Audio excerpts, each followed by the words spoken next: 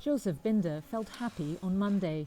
The carpenter, who lives in Vienna, was among voters who propelled Austria's far-right Freedom Party to an historic parliamentary win a day before. Binder said his family had long supported the Conservative People's Party, which governs now, but he switched, complaining that its policies are bad for business.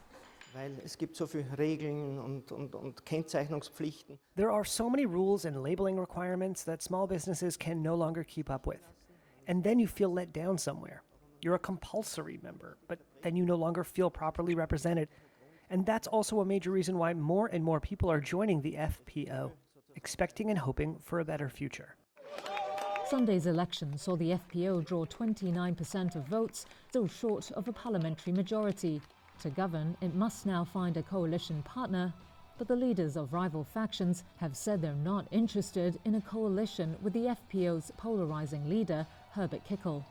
That refusal has garnered criticism from voters such as Binder, accusing other parties of ignoring the single largest voting bloc. Was eigentlich nicht in Ordnung ist, undemokratisch. It's undemocratic, and at some point you might even lose touch with the people, and then you shouldn't be surprised if they perhaps split off somewhere or make their own plans.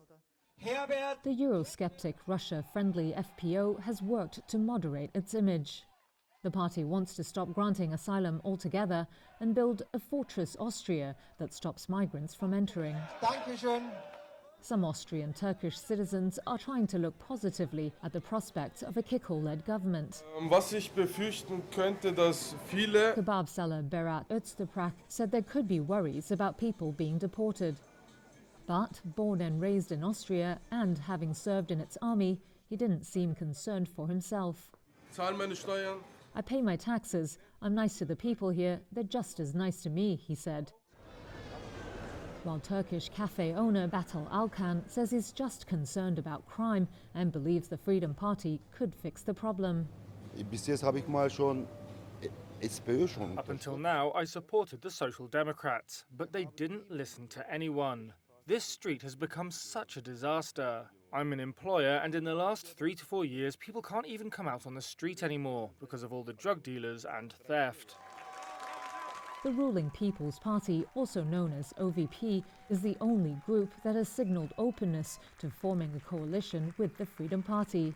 But its leader, incumbent Chancellor Karl Nehammer, ruled out again on Sunday chances of going into government with Kickl.